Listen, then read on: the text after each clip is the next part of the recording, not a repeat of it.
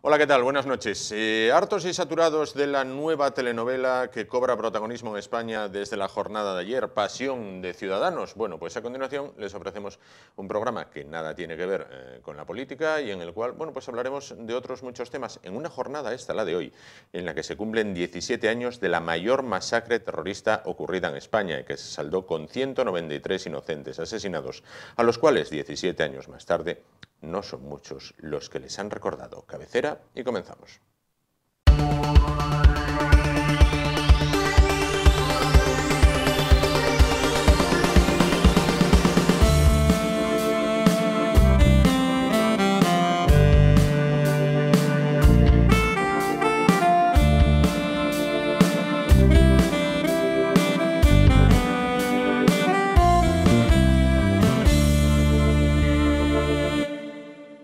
Bueno, pues vamos ya con el primer invitado de esta noche, que como todos los jueves nos toca pasar por la consulta del médico. En este caso, bueno, pues como siempre, con el doctor Alain, al cual ya tenemos al otro lado de la línea en Candás. ¿Qué tal? Buenas noches, doctor. Buenas noches, Juan. Buenas noches a todos los espectadores de Asturias. Eso, desde Candás. Desde Candás. Bueno, ¿cómo vamos? ¿Cómo cerramos estos últimos 7 días?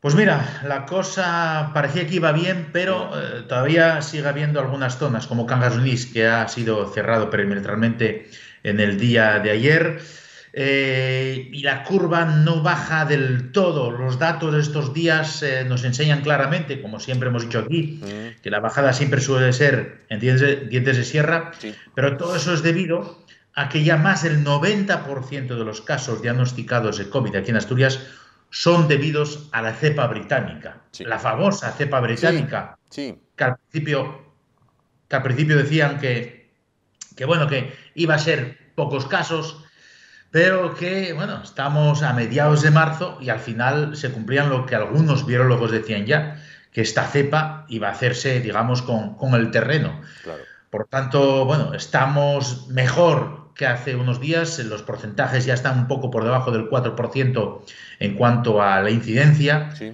pero no podemos relajarnos, ¿eh? Este es el momento crítico para seguir vacunando y seguir manteniendo esas medidas estrictas e intentar parar de una vez por todas la pandemia. Claro. Se comienza a hablar de cuarta ola. ¿Son titulares de periódico o previsiones ciertas? Me acabas de preguntar por la Semana Santa, ¿no? Más o menos. Con esa... Son sinónimos. Sí. Ten en cuenta que son sinónimos. Realmente no hemos salido de la ola anterior, como te acabo de decir, y si por casualidad cometemos el error de querer celebrar unas fiestas concretas como estas de Semana Santa, como lo hacíamos o como lo hicimos en Navidades, estamos condenados a repetirlo, ¿no? Alguien dijo alguna vez, todo pueblo que olvida su historia está condenado a repetirlo. Sí. Pues en este caso la historia es muy reciente, por lo tanto vamos a intentar ser prudentes y hacer lo que hay que hacer y lo que el Ministerio de Sanidad ayer en la mesa intersectorial ha dictaminado, y casi todas las comunidades, menos Madrid creo, están de acuerdo en cerrar perimetralmente sus comunidades desde justo antes de lo que es el día de San José, el 19 de marzo, hasta más allá de lo que es Semana Santa, ¿no? Se hablaban del 9 de abril. Hay que ser prudentes, es el momento de ser prudentes y de demostrar que hemos aprendido, que es lo más importante. Claro. Vamos a hablar de vacunas y de vacunación. Parece que la de AstraZeneca comienza a sembrar dudas. De hecho, en Dinamarca pude leer hace un momento que la han suspendido.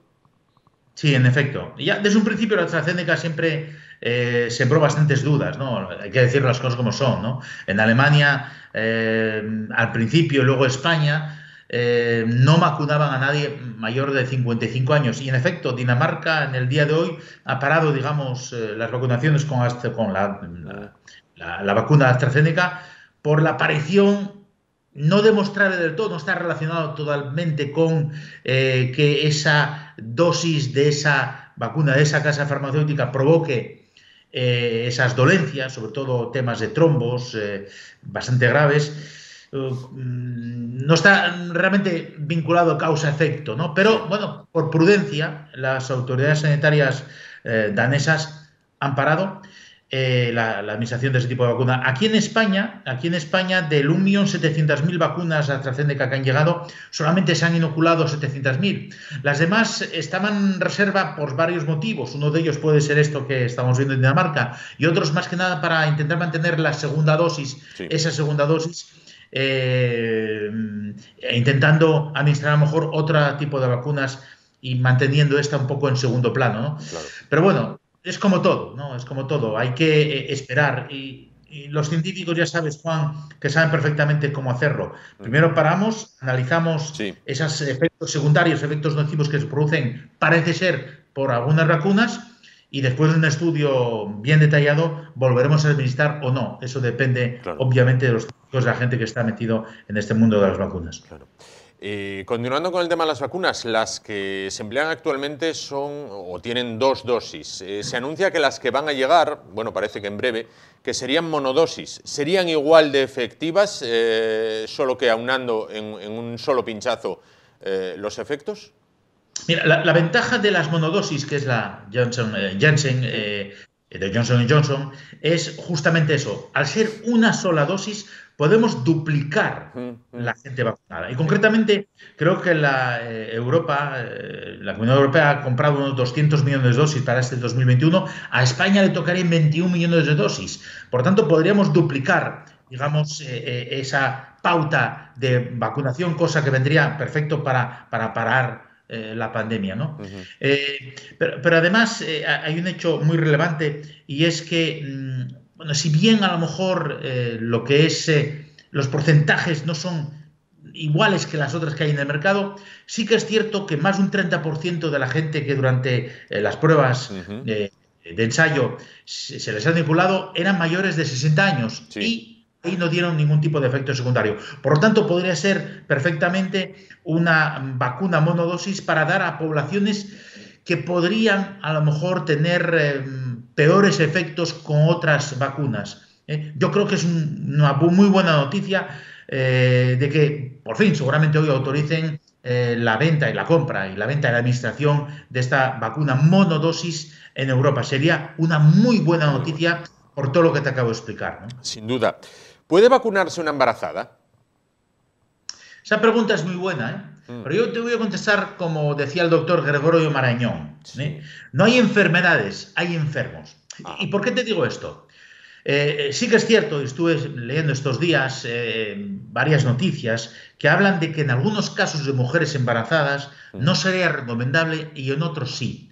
¿Depende de qué? Depende de la paciente, depende de la embarazada, depende eso, de la enferma, en este caso de la persona que esté en estado de gestación. Por lo tanto, lo mejor que pueden hacer una mujer embarazada es consultar bien con su ginecólogo, bien con su médico de cabecera, para saber realmente si están en óptimas condiciones, porque sabes que una gestación puede conllevar muchas alteraciones en el cuerpo de la mujer, desde la diabetes gestacional como otro tipo de afecciones, y también depende de dónde viene esa mujer, qué tipo de patologías tenía previas, ¿no?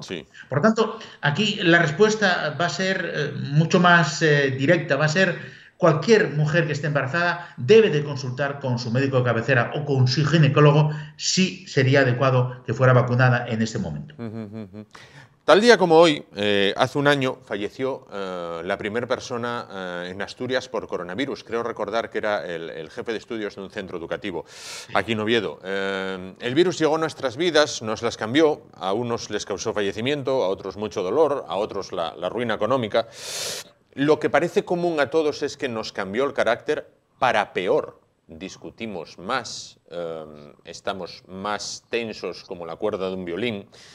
Una vez pase esto y el cuerpo se recupere, ¿se recuperará también la mente? Esa pregunta que me haces es muy interesante y muy difícil de contestar. Estamos viendo en consulta muchos casos de gente que, acabas de resumir perfectamente, padece esta pandemia de diferentes maneras, bien directa, bien indirectamente, ¿no? Incluso se ha descrito este temor pandémico. Y digamos que la situación actual es realmente positiva. Yo creo que es lo que tenemos que intentar mandar a la gente, un mensaje de positividad, ¿no? Ujú. Claro que nos ha cambiado el carácter, porque ha cambiado nuestras costumbres, nos ha obligado a quedar en casa, a teletrabajar, Sí. a relacionarnos con los seres cercanos Ujú. de- y no convivientes de otra manera muy distinta y para la que no estábamos preparados. Ujú. Yo creo que lo fundamental es ser siempre positivo. Yo sabes que soy una persona muy positiva, Sí. pero suelo tener en mi boca esa manera de transmitir a la gente la positividad, porque ser positivo, ser optimista, mantiene nuestro sistema inmune, aunque parezca mentira, Sí. en perfectas y en óptimas condiciones. Está claro que hemos pasado momentos muy malos, pero hay que tener en cuenta que cada día que pasa, cada noticia nueva, como la llegada de estas inyecciones o eh, vacunaciones, perdón, monodosis, nos abren un poco más el panorama. Nos hacen ver que el túnel ya está casi a su final, Mm, que esa luz que está al final del túnel se está ampliando cada vez más, ¿no? claro. Pero lo que yo recomiendo a todas las personas que nos están viendo, si padecen eso que la gente suele padecer, insomnio, Sí. mal humor, Sí. cabreo, Sí. se pongan en manos de los profesionales de la medicina que se dedican a esto, Claro. psicólogos, psiquiatras, y seguramente su médico cabecera les orientará de la mejor manera posible.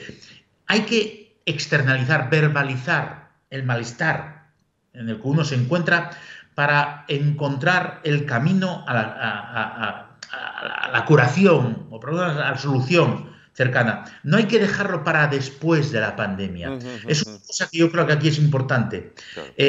Hay que empezar a trabajarlo ya. Por eso esas recomendaciones que yo hago aquí, para dormir mejor, para tener una visión positiva, hay que disfrutar incluso de cada pequeño momento. Mira, yo te voy a decir una cosa que he Sí. aprendido durante esta pandemia y que agradezco a mis hijas. Mm, Concretamente es que durante las Navidades, por no poder estar sí. con los Sí. seres queridos, Sí. pues en la cena que estábamos con mi mujer y mis dos hijas, pues de música ambiente, Mm, para tener un ambiente distinto, para no estar pendiente tanto de las noticias de televisión, sí.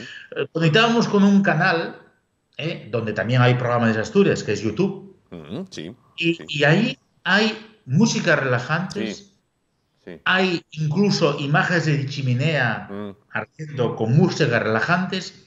Y durante las fiestas navideñas, cada vez que teníamos un momento para compartir la cena o la comida, sí. pues podíamos esos canales. Y hoy en día todavía yo lo mantengo los domingos para comer todos alrededor de la mesa a la misma hora, por Sí. semana es más complicado, Sí. y ponemos ese tipo de música relajante Mm, para eso, para claro. disfrutar de los que tenemos a nuestro alrededor. Claro. Yo creo que hay que aprender a vivir de otra manera, pero saber apreciar esas cosas pequeñas que a lo mejor antes no valorábamos y que residen en los que tenemos cerca, Claro. en los que vemos casi todos los días. Y esos momentos son buenos para intercambiar opiniones, para hablar Mm, y para pensar en un futuro mejor. claro. Yo creo que hay que empezar a partir de ahora a intentar solucionar eso que hemos padecido, eso que tú has descrito perfectamente, ese mal humor, esa rabia contenida, Ujú, ese desazón, esa tristeza también a veces. Hay claro. que empezar a luchar y encontrar la solución a eso en nuestra propia casa, en nuestros propios pensamientos, pero también ponernos en manos, si es necesario, en manos de la gente relacionada con el mundo de la salud mental. De profesionales, porque entiendo que esto no es nuevo. Los romanos hace mucho tiempo ya que lo pusieron en práctica, ¿no? Y los romanos, Sí. otra cosa no, pero listos eran un rato, ¿eh? Mens sana in corpore sano, decían los romanos. Mira, la semana pasada justamente te había dicho a ver si podías poner una imagen de esa y a mí se me fue totalmente porque la entrevista fue un poco más rápida Sí, fue y más durante un rápido. momento apareció en pantalla. Mm, No sé si Carmen ahí sí. puede ponerla en pantalla otra Ahí vez. la tiene, ahí la tiene. Ahí la Ahí tiene. está. Sí, Mens sana in corpore sano. sí, sí. Esa frase tan usada por los romanos tiene mucho que ver con cómo los romanos vivían su vida. Tenemos que pensar que las aguas termales, los spas, salud hiperaqua, ahí viene la palabra spa, Claro. viene de la época romana. Ellos sabían disfrutar de sus momentos de relajo como podemos hacerlo hoy en día. Claro. Mens sana in corpore sano es fundamental para tener una vida sana, valga la redundancia en este caso. Sí.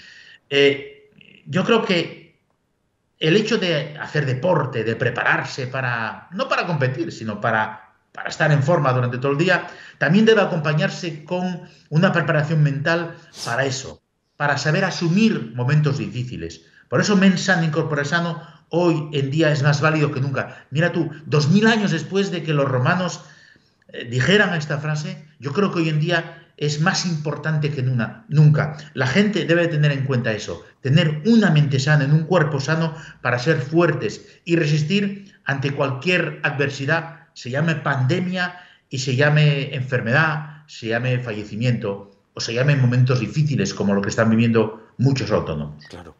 Bueno, vamos con la última parte, que era donde usted pedía a las personas que pensaran en 5 cosas agradables antes de conciliar el sueño, tratar de conciliar el sueño, y me dijo, venga, vas a ser tú el voluntario en este caso, piensa 5. Bueno, yo pensé 5 que son de una simpleza absoluta, rayando en lo infantil. La primera sería juntar a toda mi familia, la segunda sería poder dar un beso a mi padre y a mi madre, la tercera sería que pudiéramos llevar a Disney de París a mi hijo cuando haga la comunión. La cuarta sería poder quitar la mascarilla y la quinta sería poder ver en primera división un partido entre el Real Oviedo y el Fútbol Club Barcelona. Bien, bien. No me parece infantil para nada. Realmente acabas de escribir ahí, son cosas sencillas, pero esa era la finalidad. La última es muy complicada. La última es tremendamente complicada. La finalidad de este juego era intentar visualizar en el futuro cosas que a uno le llenarían, como diría alguno, de orgullo y satisfacción, en este caso de alegría, ¿no? Sí, sí. Juntar a toda la familia. A mí no me parece para nada infantil. Es un deseo de tanta gente, Juan, que nos está viendo, que yo creo que el hecho de visualizar ese momento ya nos da cierta esperanza, cierta positividad. Lo mismo que lo segundo que has dicho, dar besos a los padres y madres. A mí me gustaría dar más besos y achuchar mucho más a mis nietos. Tú otra vez el domingo pasado, que por cierto se está muy bien en algunas plazas como Trascorrales de Oviedo, los domingos por la mañana tomando un verbú, aunque haga un poco de frío, pero eso de dar besos también es una cosa positiva. Lo de Disney París me parece muy interesante también, pero te recomiendo también que vayas al parque de Asterix Obelix. Sí, hoy hablar de él, Parque Asterix. Y al Puy du Fou. También. Al Puy du Fou en Francia y al Puy du Fou que se va a abrir en Toledo, que está abierto en Toledo. Y también es una manera de celebrar, de divertirse. Quitar la mascarilla. ¿Cuánta razón tienes? De repente nos quitaríamos ese freno. Pero ojo, ojo. Yo te aconsejaría a ti y a toda la gente que nos vea de que el año que viene, cuando ya no tengamos obligación de poner una mascarilla, al primer síntoma de un pequeño catarro, una pequeña gripe, nos la pongamos otra vez, como en Asia. Correcto. Para evitar que la cosa se propague. Se propague, efectivamente. Y por último, bueno, Oviedo, Barcelona, Sporting Madrid, lo que quieras. A mí, mira tú por dónde, me gustaría ver al Oviedo y el Sporting en primera división, en un derbi de esos a lo grande. Sí.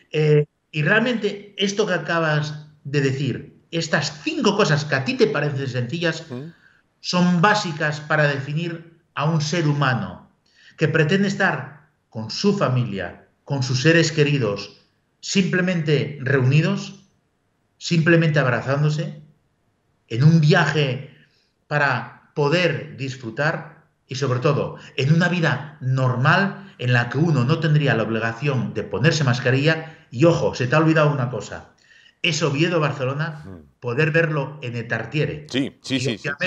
Obviamente, sí. El Oviedo Sporting y el Sporting Oviedo en el Tartiere y en el Molinón.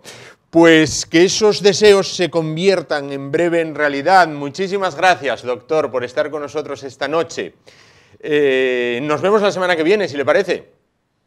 Cómo no, Juan, cómo no. Y a toda la gente que nos está en casa, que nos ve en casa, hagan lo mismo que Juan. Sean positivos, siempre positivos. Mens sana in corpore sano. Apunten esas 5 cosas que les gustaría hacer una vez que esto pase, lo antes posible. Nos vemos la semana que viene aquí, Juan, cómo no. Un saludo para ti, para toda la gente de Oviedo A los nietos no hace falta porque ya Ya los los vemos veo. de manera Pe- frecuente. Y eso sí, a Carmen, que está ahí también trabajando duramente, como todos los que hacéis posible esta emisora, es Asturias. Perfecto, muchísimas gracias por estar con nosotros. Gracias.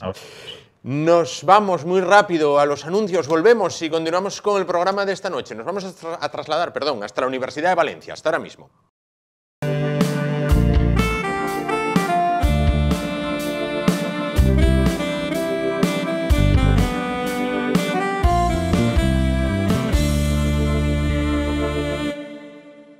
Bueno, pues nuestro siguiente invitado de esta noche va a hablarnos de un tema, el cual, bueno, pues apuntábamos ya hace algunas fechas, ¿no?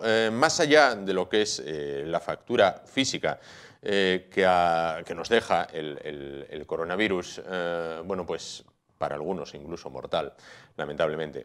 Bueno, también está la factura psicológica que nos deja pues el llevar un año prácticamente, bueno, pues sufriendo los rigores de esta pandemia que se coló en nuestra vida hace, como digo, aproximadamente 12 meses y que por ahora ni nos está abandonando ni nos está dando tregua. Bueno, vamos a hablar a continuación con Joaquín Mateu Moyal, es profesor del Máster Universitario en Neuropsicología Clínica de la Universidad Internacional de Valencia y analiza los efectos que está teniendo el coronavirus en la sociedad. ¿Qué tal? Buenas noches. Buenas noches. Bueno, encantado de que esté con nosotros. Vamos a ver, usted analiza cuál es la factura, digamos, no solo física, sino también psicológica que nos está dejando, bueno, pues esta especie de plaga bíblica que sufrimos desde hace un año, ¿no? Sí, a eso nos estamos dedicando, sí. Sí, cuénteme un poquito acerca del trabajo. Bueno, ciertamente, digamos que cuando se producen lesiones físicas, patologías orgánicas, las personas tenemos una mayor tendencia, ¿no?, a acudir a un profesional de la salud que pueda ayudarnos con ese fin y evidentemente ahora con la situación del coronavirus pues resulta fundamental, ¿no?, debido a que la enfermedad puede agravarse en muchas personas. No obstante, es como que en el caso de la salud emocional somos algo más laxos, ¿no?, a la hora de tomar decisiones en este sentido. Y estamos observando que efectivamente ya no solo nuestros estudios que apuntan en la misma dirección, sino que la propia literatura nos está señalando un incremento muy importante de los síntomas depresivos, de los síntomas ansiosos e incluso en algunos casos de síntomas propios del estrés postraumático, particularmente en aquellas personas que por las circunstancias desgraciadas le ha correspondido vivir una pérdida muy de cerca o incluso en aquellos casos en los que, pese a que no se ha producido el fallecimiento, la situación ha sido muy crítica. Claro. Además de todo esto, trastornos del sueño, por supuesto, están apareciendo muchos, sobre todo insomnio primario y relacionado con el conciliar, esto es lo que...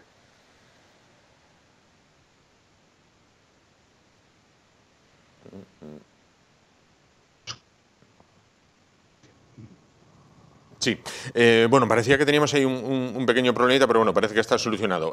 Vamos a ver, explica usted que la principal diferencia con el inicio de esta crisis es la percepción de que el esfuerzo realizado por la población no está siendo útil para revertir la situación actual, ¿no? Esto entiendo que es como si estudias, pero sigues suspendiendo. Esto lleva a una fatiga, ¿no? Muy bien, sí, hay un fenómeno conocido en el ámbito de la psicología que le llamamos indefensión aprendida. Esto ocurre cuando una persona percibe que todo esfuerzo que pueda llevar a cabo para resolver una situación muy estresante, como es esta que nos ocupa, no tiene, digamos, una consecuencia positiva. Esto es, por mucho que yo haga, efectivamente no observo que haya cambios en la situación que me está, de alguna manera, acechando, ¿no?, que me está atenazando. Así pues, esto está ocurriendo un poquito también entre la población, que pese a que estamos haciendo esfuerzos ingentes por mantener esa distancia, a veces también mal llamada distancia social, es una distancia más física, ¿no?, un distanciamiento más físico. Como estamos haciendo tanto esfuerzo y vemos que, por desgracia, esos índices de contagios siguen en aumento, pues obviamente está ocurriendo esa sensación, que cursa sobre todo con una sensación de zozobra emocional, ¿no?, que muchas veces puede incluso ser la antesala de una depresión mayor. Vamos a ver, voy a exponerle una opinión y usted me dirá si es correcta para sí o si es tremendamente equivocada. Vamos a ver, aproximadamente hace un año, allá por un día 12-13 de marzo, el presidente del Gobierno se dirigió a todos los españoles bueno, pues diciendo, a partir del lunes ustedes se quedan en casa. Es la medida más positiva que podemos encontrar para poder frenar, para poder atajar lo que es esta pandemia, lo que es el contagio, y a partir de ese momento, salvo las personas cuyos trabajos se consideren esenciales, todos para casa. Vamos a ver, entramos en el confinamiento y yo creo que entramos en el confinamiento con alegría, es decir, era una cuestión nueva, era una cuestión en la cual se multiplicaron las iniciativas desde los balcones, salimos a aplaudir a las 8, hacemos vídeos tremendamente, algunos tremendamente graciosos. Bueno, pues qué buen momento para recuperar el tiempo perdido con mi pareja y con mi familia, vamos a hacer esto mucho más llevadero. Es decir, entramos como con, bueno, una experiencia nueva, veíamos por la tele unas cifras que nos decían 900 muertos, 845, 742, pero jamás se veía un ataúd, jamás se veía un funeral, jamás se veía nada. Es decir, entramos de una manera como en un juego y ahora estamos pagando las consecuencias. Bueno, es una evolución natural también de los acontecimientos, ¿no? Cuando además partíamos de las noticias que nos habían llegado de otros países como China, en los cuales los acontecimientos ocurrieron antes que en nuestro caso, y el confinamiento fue muy radical, se observó un descenso muy importante de esas tasas de prevalencia de la infección en esos países. Partíamos con la misma esperanza, ¿no? Esa ilusión de hacer unos cambios en nuestra forma general de vivir, que eran muy dramáticos, es cierto, porque de repente dejamos de tener contacto con los demás, algo que, por cierto, también importa mucho a nivel emocional, esa pérdida de apoyo social, y empezamos con esa alegría que muy bien comentas, ¿no? Esto es así. No obstante, sí que sabemos que cuando nos enfrentamos a una situación de cambio en nuestra vida, que es desde luego muy estresante, como es esta, ¿no? Pasar de compartir momentos con los demás totalmente desenfadados, tomando un café, por ejemplo, o hablando con compañeros, a estar encerrados en nuestras casas, podemos empezar con esa alegría, ¿no? Con ese, digamos, esa motivación. No obstante, a medida que el tiempo se prolonga, como ha venido ocurriendo, se va produciendo lo que llamamos una respuesta de agotamiento fisiológico. No podemos mantener el esfuerzo continuado durante mucho tiempo porque nuestro organismo no está diseñado para ello. Así pues puede ocurrir que con el paso de los meses, poco a poco vayamos entrando en una fase completamente diferente en la cual todos esos esfuerzos nuestros, tanto conductuales como fisiológicos, se derrumban y pasamos a un momento de mayor, como decía antes también, zozobra, desilusión, tristeza, cansancio, desencanto, etcétera, que es precisamente quizá en el momento que hemos atravesado o estamos atravesando más en este momento y que coincide con digamos, esa incidencia elevada de problemas emocionales que desde luego ahora están viéndose en la población y que requerirán en el futuro pues, de un abordaje psicológico en muchos casos también muy importante. Esto es reivindicar el papel del psicólogo en estos casos. ¿Considera que si volvieran a confinarnos a lo grande, es decir, a millones de españoles en las casas, en aras de evitar la propagación de contagios, la situación ya no sería la misma? Ya no habría, voy a salir al balcón, voy a escuchar Resistiré, voy a hacer dibujos y pegarlos en los cristales, voy a hacer vídeos chorras y subirlos a las redes sociales. ¿Ya sería una situación como de me encierran pero ahora estoy enfadado? Brevemente diría que sí. Brevemente creo que la situación sería muy diferente. Hay también una mayor conciencia social sobre la gravedad del problema en sí, ¿vale? La gravedad a nivel clínico, a nivel orgánico del problema. Creo que ahora mismo la gente también es más consciente, en definitiva, de la situación. Ya no es aquello tan distante, tan lejano que escuchábamos en las noticias. Prácticamente todos tenemos algún conocido que o bien ha sido infectado o bien un conocido de un conocido. Ya no es algo lejano. Por tanto, nos afecta más a nivel personal y ya no hay tanto lugar para esa alegría desmedida que se veía en esos primeros momentos, que coincidía con una sensación de irrealidad también en muchas personas. Claro.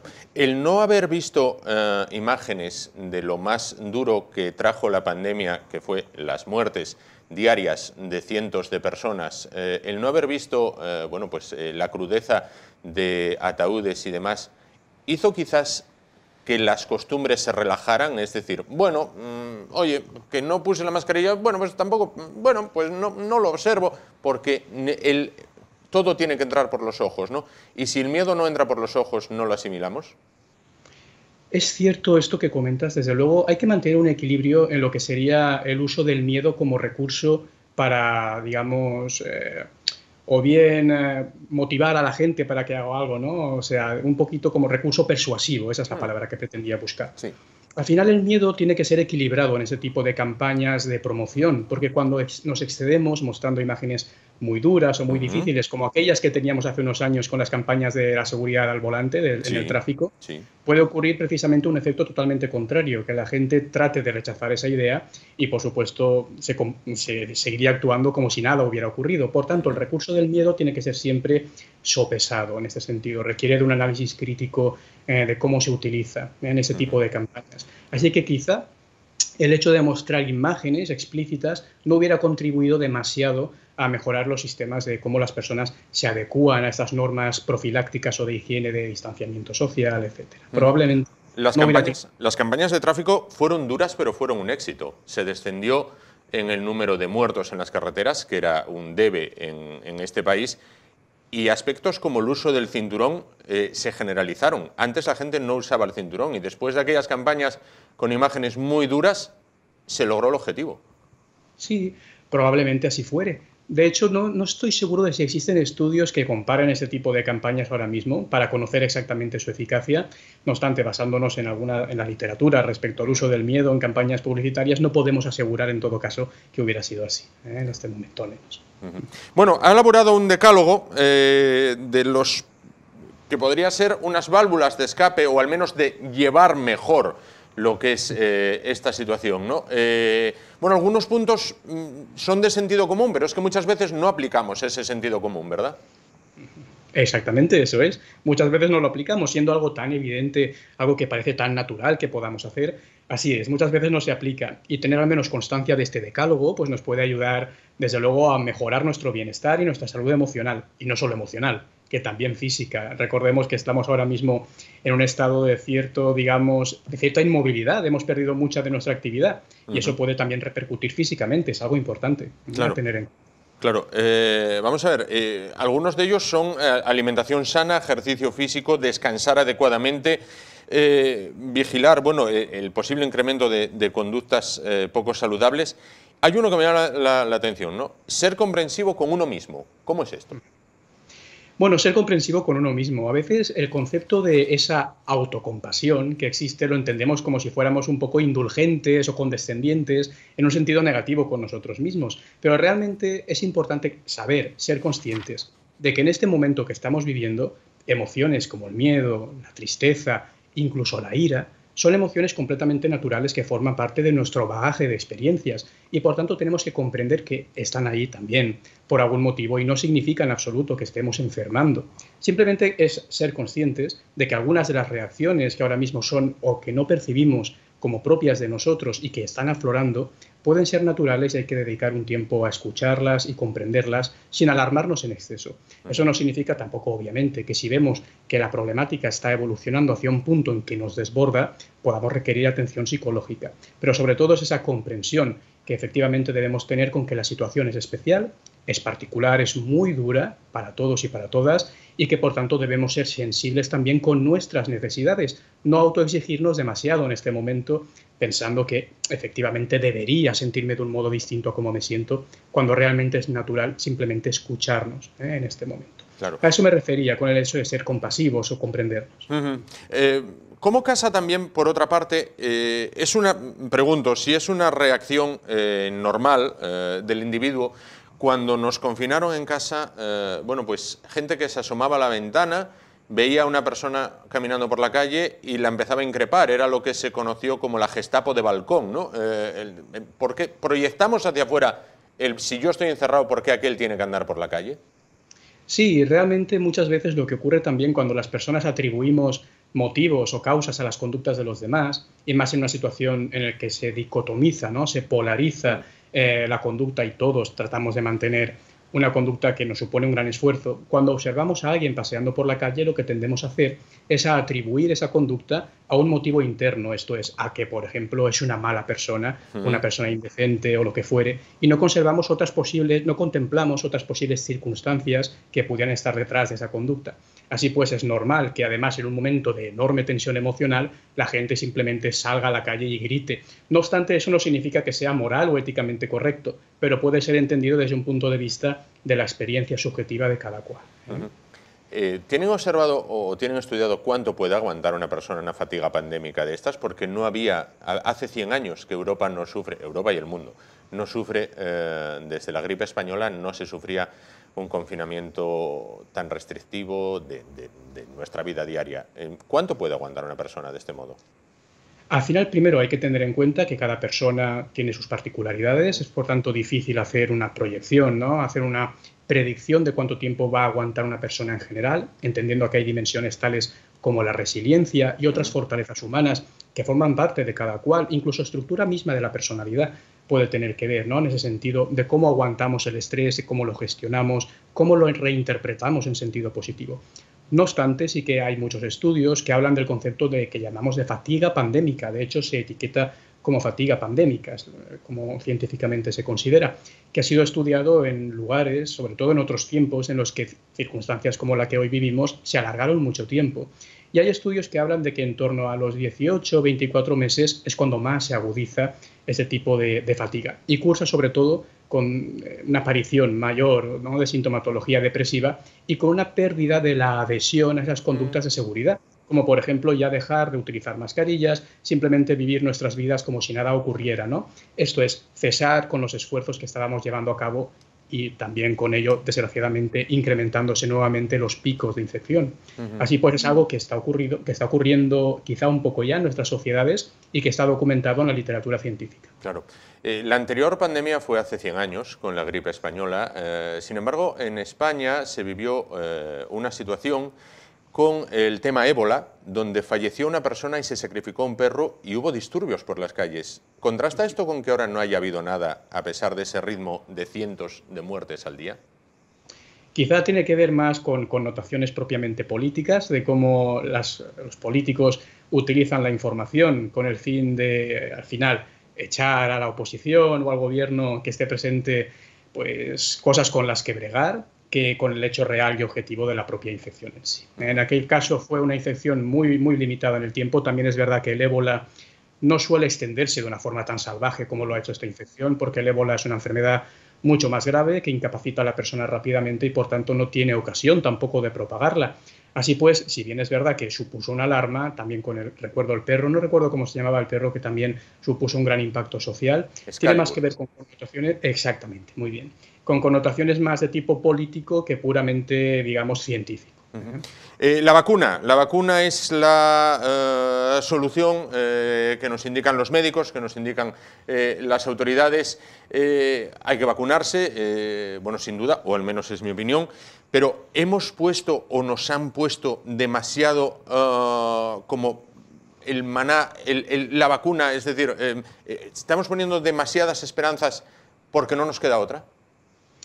A ver, la vacuna es quizá la gran herramienta siempre a nivel de prevención de cualquier enfermedad que se transmita, como se transmite el coronavirus, que en este caso es una transmisión aérea y demás. Las vacunas son sin duda la medida primaria, ¿no? La medida más importante de prevención primaria. Desde luego, quizá, obviamente, la vacuna no puede ser obligatoria, tiene que ser una decisión de cada cual el hecho de administrársela o no, pero puede ser una enorme solución, ¿no? En el sentido de que quizá cuando consigamos vacunar, ahora mismo se va avanzando a un ritmo más o menos lento, pero estable, ahí estamos, comparado con otros países, desde luego, cuando consigamos vacunar a un porcentaje bastante alto, es previsible que la transmisión se reduzca de manera dramática y podamos empezar a ver auténticos avances. Claro. Así que, en conclusión, la vacuna es una medida muy efectiva y así debemos contemplarla. Correcto, completamente de acuerdo. Pues Joaquín Mateu Moyá, profesor del Máster Universitario en Neuropsicología Clínica de la Universidad Internacional de Valencia. Muchísimas gracias por estar con nosotros esta noche y analizarnos, bueno, lo que es esa fatiga pandémica, ¿no? Y cómo reaccionamos ante ella. Gracias. Gracias, buenas noches. Buenas noches. Bueno, nos vamos rápido a publicidad para volver y continuar con el espacio esta noche dentro de nada, de un momentín. Hasta ahora.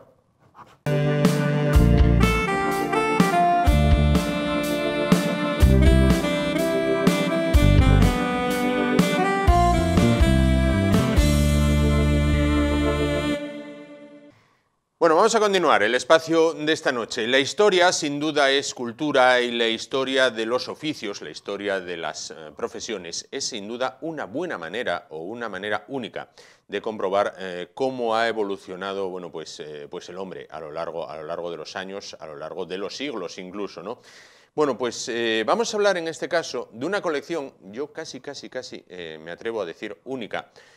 Nuestro siguiente invitado de esta noche nos podrá resolver esa duda. Bueno, de una colección única que trata, bueno, pues sobre uno de los oficios más ancestrales de la historia. Vamos a hablar del Museo de la Barbería o del Museo de la Peluquería, que está aquí en Oviedo y que lo tiene, bueno, pues el psicoesteta Ramiro Fernández. Ramiro, ¿qué tal? Buenas noches. Hola, buenas noches. ¿Qué tal? ¿Todo bien? Todo muy bien. Perfecto. Decía yo, uno de los oficios ancestrales, porque, y ahora vamos a ponernos un poco estupendos, ¿no? Incluso habrá quien diga, ahora sacó la enciclopedia. No, vamos a ver. Ya en el Antiguo Egipto había gente dedicada a esta profesión vuestra, aunque si bien de aquella incluso se les equiparaba con cirujanos, hacían hasta trepanaciones, abrían hasta el cráneo para solucionar enfermedades. Exacto. Hay que tener en cuenta, Juan, que el oficio de barbero es de los 3 oficios más antiguos que hay en el mundo. Sí. De los 3 oficios más antiguos que hay en el mundo. Entonces el barbero pues era, sí, claro, llegó hasta una época determinada que hacía pues también de cirujano, o sea que... Y de dentista. Y de dentista, sacamuelas, que era lo que siempre se llamaba. Por eso yo cuando digo la evolución de los dentistas, empezaron sacamuelas, dentistas, odontólogos, pues fíjate cómo van avanzando. Y nosotros parece que da la impresión que vamos retrocediendo, porque de barbero, peluquero, estilista, psicoesteta, etcétera, etcétera, y vuelve con furor otra vez la palabra de barbero, ¿no? De la barbería, sí. Entonces, bueno, yo empecé a coleccionar y, claro. Porque dice que quien no conoce su historia, eso que dicen es verdad. Sí, Bueno, sí, y así, pues, oye, vas recordando los antiguos, cómo lo hacían. Vamos a ir viendo, mientras hablamos contigo, Ramiro, imágenes de las que tienes en el propio local de aquí de Oviedo, pero ¿cómo nace la idea en ti de decir, oye, voy a recopilar lo que fue mi oficio, lo que fue mi profesión a lo largo de los siglos? Pues ya me sorprende porque en el año 60, yo empecé en el 59 en el Musel, y mi hermano le cortaba el pelo al práctico, al que hacía atracar a los barcos importantes y grandes. Entonces llegó un petrolero americano y con un sillón que le llamó la atención al práctico. Y entonces habló con el capitán, dice, oye, esto hay manera de... Dice, y claro, el capitán le diría, oye, es que el sillón lo necesitamos. Entonces vinieron, hablaron con mi hermano y dice, oye, ¿por qué no? Entonces hubo que comprar, como mi hermano tenía 2 sillones en la barbería que tenía, pues entonces cogimos uno en un coche de esos de tal, y lo llevamos para el barco y trajimos el antiguo. Cuando mi hermano marchó para el Brasil, yo me tuve que ir a la peluquería Jovellanos y entonces yo ya ese sillón ya lo llevé a casa de mi madre a San Miguel de Nembra, que me echó una bronca grandísima. Dice, ¡hala! Trastos, tengo yo pocos, ahora me trae... Bueno, pues... Qué típico eso de las madres, ¿no? Sí. Ya me trae trastería para casa. Sí, claro, no me vi encima que el sillón tan grande y que tomaba mucho y tal. Bueno, pero así fue. Ya sucesivamente ya empecé a coleccionar piezas pues antiguas de la barbería, ¿no? Claro. Este sillón, por ejemplo, es el que, y ustedes van a poder ver en sus hogares, aprovecho para señalar, lo diremos también al final, pero lo decimos ahora, todos los lunes, martes, miércoles, jueves y viernes, ¿vale? De lunes a viernes, a esto de las 6 menos 5 de la tarde aproximado, bueno, pues en capítulos, ¿verdad? En capítulos muy fáciles de ver, además muy ilustrativos. Bueno, pues van a poder ver la historia de la barbería y después los sábados y los domingos a las 7 menos 5 se hace una recopilación, de esos capítulos. Todo durante 21 días, 21 capítulos, 21 días. Lo recordaremos al final. Pero bueno, el sillón del que hablamos, es el de las películas de los vaqueros, en unas palabras. Exactamente, es el auténtico Cocken americano, que lo vemos cuando se ve alguna película del oeste, que casi siempre sale el barbero por algún lado, sí. Pues es el sillón que aparece en esas películas, ¿no? Bueno. Y luego viene también con el suavizador correspondiente, que es un tipo de correa, donde el barbero pues afila la navaja para afeitar al vaquero, ¿no? Sí. Entonces tengo todo, claro, tengo la navaja, tengo la correa de suavizador y tengo pues el sillón que tiene ese, es uno de los primeros hidráulicos que hicieron los americanos, y yo lo cambié como anécdota en los dos sillones que tenía mi hermano, de estar tanto detrás aprendiendo con mi hermano. Sí. Pues me quedó siempre en la memoria la chapa que traía el sillón, que era Daniel H. Ibar, fábrica de sillones, sí. Sistema americano, delegación de ventas Antonio Trías, Bailén 150 Barcelona. Eso me quedó grabado para siempre. Y ese sillón lo llevaron los americanos. Sí, o sea, cambiar. Cambiaste uno por otro. Al margen de este sillón, hay piezas que datan del siglo XVII, me decías. Exacto. Ahí es nada, ¿eh? Exacto. Las tenacillas famosas, que eran para las ondulaciones de aquellas pelucas espectaculares que usaban los magistrados, que usaban los reyes, que usaban, en fin. Y luego, pues también tenacillas de todo índole, porque son también aquellos bigotes que había que hacer, que aquí lo estábamos viendo con Dalí, pues ese bigote también era con una tenacilla caliente que se metía y con una temperatura determinada para que no... Pero se dejaba ese bigote o esas barbas abiertas aquí haciendo... En fin, un aparato que desde luego... es histórico 100%, ¿no? Y tengo varias, claro, debo tener, si no me equivoco, 30 y tantas tenacillas diferentes, y de diferentes países. Y de diferentes países. Como también en un repaso de los países está el tema de las navajas. Sí, las navajas, tengo 76 navajas y puedo decir que son una también de cada país. A mí me vino muy bien lo de ser el peluquero de la selección, fijaros los países que he visitado, ciudades importantes que he visitado y conocido, y entonces, bueno, pues me fui haciendo con una navaja de cada país. De cada lugar, en este caso. Sí. Al margen de navajas, tenacillas, el suavizador, me decías que se llama, ¿no? Y el sillón, que quizás sea la joya de la corona. Es que, perdona, de dices el suavizador, es una de la correa, pero tengo 28 suavizadores diferentes. Y también muchos de distintos países. O sea que eso ya lo llevo siempre por partes, como se dice, por compartimentos estanco, ¿no?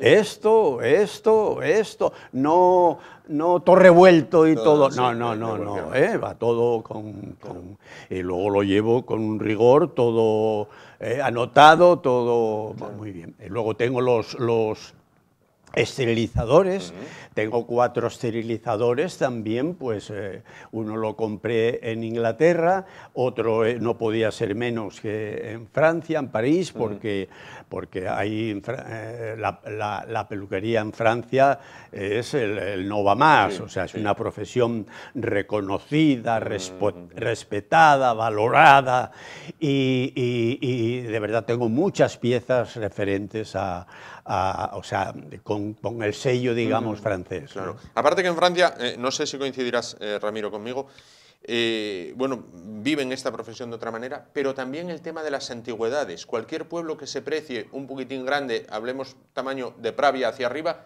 hay una tienda de anticuario, cosa que aquí en España hay menos, pero ellos lo de las antigüedades lo llevan mucho más que nosotros, ¿no? Claro, Por eso yo tengo, en ese sentido, tantas piezas, como también tengo esos carteles que son como si fuesen acuarelas, como si fuesen serigrafías de barberos. Yo tengo una obra, pero una obra auténtica de lo que es la barbería, que en fin, es muy valorado y que lo tengo porque es de Salinas, y de Solana, perdón. Y la verdad, pero en París me hice con muchísimas que tengo, que también se van a ver en estos capítulos. Tanto fue así que, al margen de lo que los clientes que visitan tu casa, el salón de peluquería, pueden admirar gran parte de esta colección, pero tanto fue así que tuviste que hacerte con un local para poder guardar, porque ya no cabía. No, sí, claro, porque yo lo que no pretendo es lo que dije antes, amontonar y tirar las cosas ahí, ¿no? Yo hice una selección de todas las piezas que tengo para mostrar las más importantes, y las tengo para que en el salón, pues como son 190 metros cuadrados, pues los he distribuido para, repito, una muestra de cada pieza relacionada con la barbería, ¿no?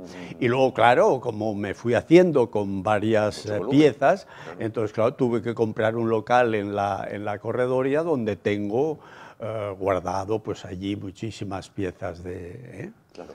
A día de hoy, ¿continúas coleccionando? Sí, porque mira, todos los peluqueros de España y algunos internacionales saben que sigo coleccionando cosas antiguas de barbería. Entonces ahora, con la suerte de tenemos los móviles, pues los peluqueros ven una pieza en cualquier rincón de España y inmediatamente hacen la foto y me la envían, ¿no? Entonces yo, si es una pieza interesante y tal, inmediatamente le digo que me la embalan y me la mandan, y y también vale un dinero, lógico. Claro. Pero bueno, yo en vez de ir a gastarlo en otras cosas, pues que ahora no está uno para gastar, pues bueno, pero ahí sí que es... Yo perder una pieza es sacarme una muela, porque ¿no? Cuando veo que hay una pieza, esa no la tengo, claro. Porque hay que tener en cuenta, también cuando se van los anticuarios, como te vean muy interesado por la pieza, cambia de edad. Yo me hago el tonto, claro. Bueno, mira, oye, ¿esto para qué es? Sí. Y tal, pero ya me conocen los bandidos, entonces ya tengo que mandar a otro. Claro. Ahí a no mostrar excesivo interés para que no aumente. Yo veo la pieza, me gusta, entonces mando a uno que no entiende de nada de eso. Claro. Tú hazte el tonto... Y a ver si me lo consigues, pues y a oye... ver si la traemos. Claro. A ver si la traemos, claro. Vamos a ver, el oficio de barbero está muy presente también en la obra más significativa, más importante de la literatura española, que es, como todos saben, el Quijote, en este caso, ¿no?, de Cervantes. Hay personajes que son el barbero, e incluso hay un aparato, un utensilio de barbería, que es el casco de Don Quijote. Esos también los tienes. La bacía. La bacía, claro. En este caso, ¿no? Tengo también, me parece que son 59 bacías tengo, distintas también todas, Claro. Esas ya, cuando estoy con la selección, ya traje de algunos países también diferentes las bacías. Las bacías son joyas, porque de verdad, tengo de la cerámica andaluza, pues tengo casi unas 10 o 12 piezas únicas de la bacía. Entonces, como las escupideras tengo verdaderas joyas del diseño de las escupideras, ¿no? Es que hubo una época donde en todas las barberías pues estaba el perchero para los paraguas y los sombreros, y allí estaba la escupidera, ¿no? Pero como te digo, son piezas, y luego los esterilizadores idénticamente igual. donde se ponían las herramientas para desinfectarlas, donde se ponía también la bandejita para meter el paño frío o caliente. En fin, son verdaderas joyas de pieza. Bueno. Y tengo 4 esterilizadores totalmente diferentes uno del otro. Sí. ¿Secadores? Secadores, bueno, claro, tengo ahí, vamos a poner, tengo varios, pero tengo 10 que están expuestos, están expuestos en la peluquería. Los secadores más antiguos que hubo en España de secadores de mano, para cortar el pelo, porque yo sé que hay una exposición en Barcelona, una colección que es Rafael Pagès, que tiene una colección extraordinaria también de temas de peluquería, pero más bien de señora. Pero bueno, él también me avisa, yo a él también le aviso. Ahí los tenemos, los secadores, en este caso, ¿no? Bueno, pues esos son los primeros secadores que hubo en España, de secador de mano. Claro. Más allá de la colección de este señor en Barcelona, orientado, decías, ¿no? A peluquería de señora, en este caso. En lo que se refiere al género de barbería o peluquería masculina, la tuya es una colección, entiendo, única. Bueno, yo no quiero decir eso, pero sí puedo decirte que es una, vamos a decir, casi única de tener tantas piezas como yo tengo, ¿no? Claro, claro, qué bueno.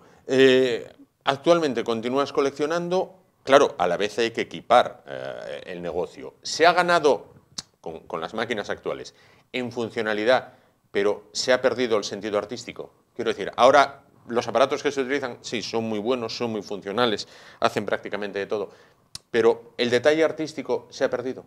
Sí, claro, en ese aspecto es eso. Hoy tenemos cualquier herramienta que ya nos ayuda con su técnica y su fabricación, virguerías, ¿no? Pero bueno, por eso yo quiero eso, conservar estas piezas, porque ya el sentido de conservar, digamos, o mantener esas piezas ya no se ve ahora.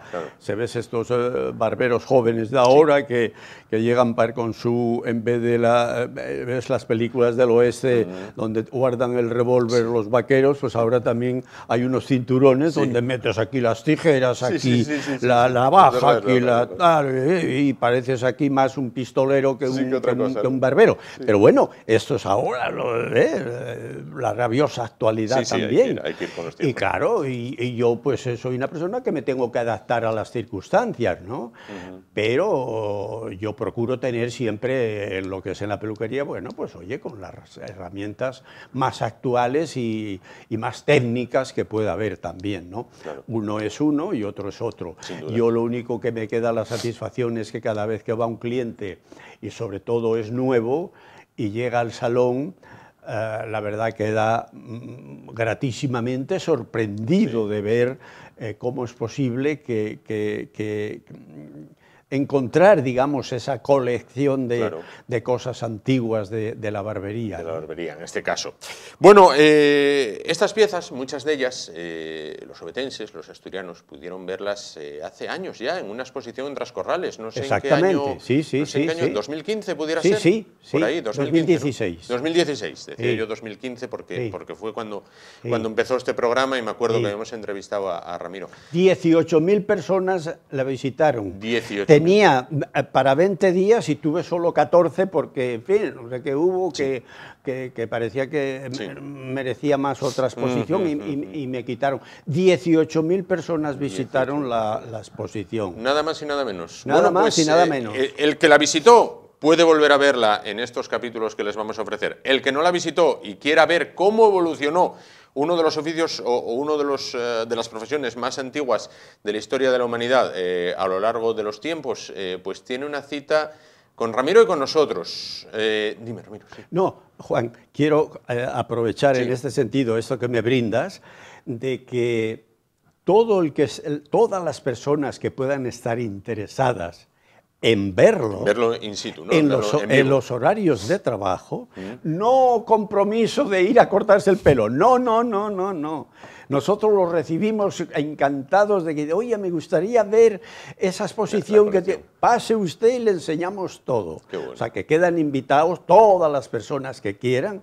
Esas puertas están abiertas para todo el que le interese o tenga esa sensibilidad de querer conocer, ¿no? Exacto. De querer conocer. Bueno, pues el que quiera lo puede ver en vivo, in situ, en el salón de peluquería de Ramiro, ahí en el lateral del Reconquista, ya lo saben. El que lo quiera ver en casa, repito, antes de finalizar, de lunes a viernes a las 6 menos 5, en ese entorno, a las 6 menos 5 de la tarde, 21 capítulos, uno por día de lunes a viernes. Sábados y domingos, recopilación de los 5 capítulos que se emitieron de lunes a viernes, bueno, pues a las 7 menos 5 de la tarde, un horario, como digo, aproximado. Y ahí lo tienen, la historia de la evolución de un oficio con mucha, pero que mucha historia. Ramiro. Fantástico. Juan, sí, si me permite solo un segundito nada más. Quiero felicitaros porque es la primera ente, digamos, de televisión en Asturias que se interesa por ese aspecto cultural es verdad, que encierra esta colección. Y yo me sentí, en cuanto me lo planteasteis, me sentí tremendamente agradecido de que pueda ser visto por mucha gente y confiemos que en estos 21 días o 21 capítulos pueda la gente disfrutar de esta colección que tengo. Sin duda, pues encantados, Ramiro, de poder ofrecérsela a todos los obetenses, a todos los asturianos, en este caso. Gracias por estar con nosotros. A ti, Juan, muy amable. Gracias. Nos vamos, llegamos así al final del capítulo de hoy. Ya que hablábamos de capítulos, pues llegamos al final del capítulo de hoy. Nos vamos, pero volvemos mañana, será a partir de las 10 de la noche, aquí en el YE de Asturias Televisión. Hasta entonces, gracias por su atención, ánimo y adelante.